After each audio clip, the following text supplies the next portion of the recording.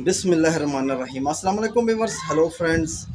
हबीब कबूतरबाजी channel में आप लोगों का खुशामदीद। उम्मीद करता हूँ दोस्तों आप सब खैरियत से होंगे। अल्लाह आपको सेहत तंदुरुस्ती दे, अपने हिफ्ज़ व अमान में रखे। तो माशाल्लाह दोस्तों, आज की वीडियो बना रहे हैं। आज की वीडियो में दो भाइयों के सवाल हैं मेरे पास। एक भाई है, उनका नाम है विनय कुमार गुप्ता। तो वो सवाल करते हैं हबीब भाई, उड़ने वाले कबूतरों को कितनी दफ़ा दिन में दाना देना चाहिए। ठीक है, तो इसी तरह एक और भाई हैं रोहित कुमार, मेरे ख्याल से उनका नाम है। तो वो ये पूछते हैं हबीब भाई, अगरचे कबूतर यानी कि नर और मादा हम जोड़ा लगा रहे हैं, अगर दोनों साइज़ में यानी बड़े छोटे हों, तब भी हमने यही देखना है कि कबूतर की हड्डी एक की यानी गुलाई में हो और एक की ज़रा लंबाई में हो। तो इस पर बात करेंगे। तो सबसे पहले मैं आपको बता दूं कि ये देखो कि मेरे हाथ में इस वक्त एक कबूतर मौजूद है और ये मेरे घर की टैडी कबूतरी है। ठीक है, मैं इसे टैडी कहता हूँ, बाकी आपको जो लगे। तो इस कबूतरी की गोल हड्डी की कबूतरी है। ठीक है, तो जब इसके साथ जब पेयरिंग होगी तो पेयरिंग इस तरह की जाएगी कि देखो, जिस तरह ये कबूतर है यानी गोल हड्डी का और खड़े वजूद का, इस तरह यानी इनके स्टैंड यानी खड़ा होने का, सीधे मतलब खड़े हो जाते हैं बिल्कुल सीना उठा के इस तरह ना। तो ये जो खड़ा कबूतर होता है वो गोल हड्डी का, वो अपने सीना ज़रूर उठाएगा। और जो बैठा हुआ कबूतर हो जिसकी हड्डी मतलब ज़्यादा गुलाई में नहीं होती, वो कबूतर ज़रा यानी इस तरह स्टैंड होती है उनकी, खड़े नहीं होते इस तरह यानी सीना उठाते नहीं। तो एक कबूतर आपने हमेशा यानी कि खड़े खड़े वजूद का लगाना है और एक कबूतर हमेशा आपने बैठे वजूद का लगाना है। इससे ये होगा कि जो बच्चे आगे आएंगे वो यानी आप लोगों के ज़ाया नहीं होंगे, उसमें ज़ाया होने की रेशो कम हो जाएगी। और दूसरा एक यानी कि पैर लगाने में ये चीज़ आपने देखनी है। आसान हो जाए दोस्तों। तो आपने दोस्तों करना ये है कि देखो, जब भी जोड़ा लगाया जाता है तो हमेशा आपने एक को खड़ा यानी कबूतरी जो है आप खड़े वजूद की सिलेक्ट करो और जो कबूतर है वो बैठे वजूद का हो। तो यानी बच्चे ज़ाया कम होंगे उसमें, एक तो ये पॉइंट देखा जाता है। लेकिन आप अगर आप यानी देखो हड्डियाँ अगर दोनों की सेम लगा रहे हो तो फिर कबूतर साइज़ में जो है ना वो दोनों सेम नहीं होने चाहिए। कबूतर एक कबूतर उसमें थोड़ा बड़ा होना चाहिए, एक कबूतर थोड़ा छोटा होना चाहिए, फिर जोड़ा अच्छा बनेगा। क्योंकि मैं वो बात आपको बता रहा हूँ जो मैं खुद प्रैक्टिकल करता हूँ और इनके आगे बच्चे मेरे पास यानी जो उड़ते हैं, वो चीज़ें मैं आपको बता रहा हूँ। देखो, इत्तेफाक से तो कभी कभार ऐसा होता है कि बिल्कुल जो कबूतर बिल्कुल समझ में नहीं होता वो भी अच्छा उड़ जाता है। ठीक है, तो जो यानी प्लस पॉइंट हमेशा देखना चाहिए, जिस तरफ वोट ज़्यादा होने चाहिए, जो हर बंदा लाइक करता है, जो हर बंदा बात करता है। ठीक है, हर बंदा आपको यही बात बताएगा कि यार कबूतर जो है बंद जोड़ का होना चाहिए, बंद दुम का होना चाहिए।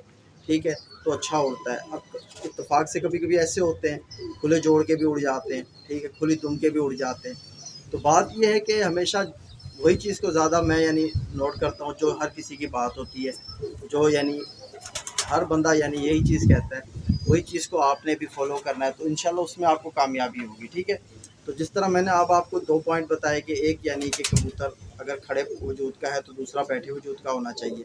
ठीक है, अगर दोनों साइज़ हैं, साइज़ में सेम है तो हड्डियाँ यानी कि फिर अलग अलग होनी चाहिए। अगर यानी दोनों साइज़ में सेम है, हड्डी एक जैसी नहीं होनी चाहिए कबूतर की, ये मेरा यानी मानना और मेरा यही कहना है। ठीक है, अब कबूतर के अगर परों में आप जोड़ा लगा रहे हो तो आपने देखना है, अगर एक के पर ज़्यादा बारीक है तो दूसरे के ज़रा आपने चौड़े रखने हैं। अगर दोनों के आप बारीक लगाओगे पर तो भी आपके पास बच्चे उसके ज़ाया होंगे। ठीक है, क्योंकि जितना कबूतर का बारीक पर होगा उतना ही कबूतर तेज़ी से आसमान की तरफ जाएगा।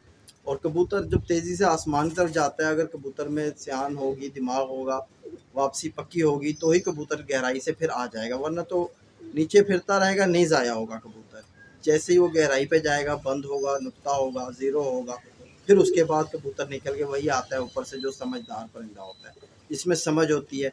नहीं तो समझदार परिंदा नहीं होगा तो वापस नहीं आएगा। ठीक है, इसीलिए यानी मैं यही करता हूँ कि अगर एक यानी ज़्यादा पतले पर का कबूतर है जिसके पर ज़्यादा पतले हैं तो दूसरे के ज़रा मैं चौड़े रखता हूँ। ठीक है, ताकि पर जो है वो दरमियाना बने, ना ही ज़्यादा चौड़ा हो ना ही ज़्यादा पतला हो। कबूतर धीरे धीरे आसमान की तरफ जाएँ, बच्चे आराम से यानी ऊपर जाएँ और वापसी भी आएँ। ये ना हो कि उठा जाल से और बिल्कुल यूँ खड़े खड़े ही चला गया, पता नहीं उसने वापस आना है नहीं आना है, फिर वो बच्चे आते भी नहीं हैं जब बारीक पर आप ज़्यादा लगाओगे। ठीक है, किसी किसी की जगह ऐसी होती है कि उसके ऊपर दिखाव नहीं होता, पिंजरे से बच्चा उड़ जाता है तो वो बिल्कुल फिर बैठता ही नहीं, वो चला ही जाता है, ज़ाया हो जाता है। तो ये बहुत यानी मसले रहते हैं। अब यानी कि दुम में आपने कबूतर की ये देखना है कि दुम यानी बंद होनी चाहिए। ठीक है, अगरचे एक की खुली भी है तो दूसरे की आप बंद करोगे तो ज़ाहिर सी बात है आगे बच्चे कोई बंद दुम के आएंगे। तो इस तरह यानी कोई एक आध बच्चा अच्छा आ जाएगा जो आपके मतलब का होगा।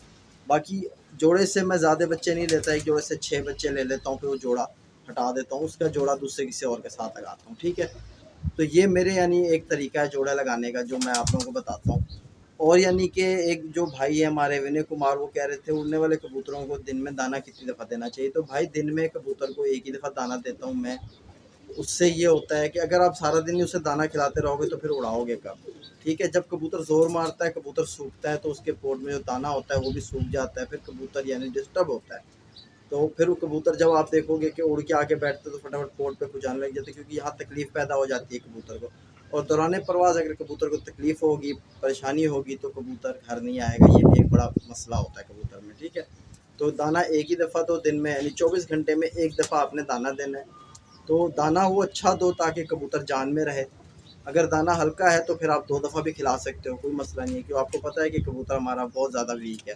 तो कोशिश ये करो कि भई देखो, दाना दोपहर में दे दिया करो, 2 से 3 बजे के बीच में दे दो कबूतर को दाना, और अगले दिन सुबह जब आप कबूतर उड़ाओगे तकरीबन कबूतर का पोट खाली हो चुका होगा। अगरचे आपको लगता है कि आपके कबूतर का पोट खाली नहीं हो रहा, तो फिर यानी कि आप हाजमे वाला पानी मैंने बताया वो हाजमे वाला पानी लगाओ, कबूतर को टच दो उसका, तो कबूतर के अंदर के जो ऑर्गन्स हैं वो सारे सेट हो जाएंगे, कबूतर बिल्कुल अपना हाजमा फिट रखेगा और चलाएगा भी सही।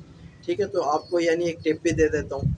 आप ये किया करो कि अगर दाने के बाद आप सिर्फ किशमिश जो होती है किशमिश, ठीक है, तो वो आप ले लो किशमिश, जो आपको यानी इजीली फ्रूट्स नट्स वालों के पास मिल जाएगी। बादाम पिस्ते की दुकान होती है, उसके पास जाओ, वहाँ से आपको किशमिश मिलेगी।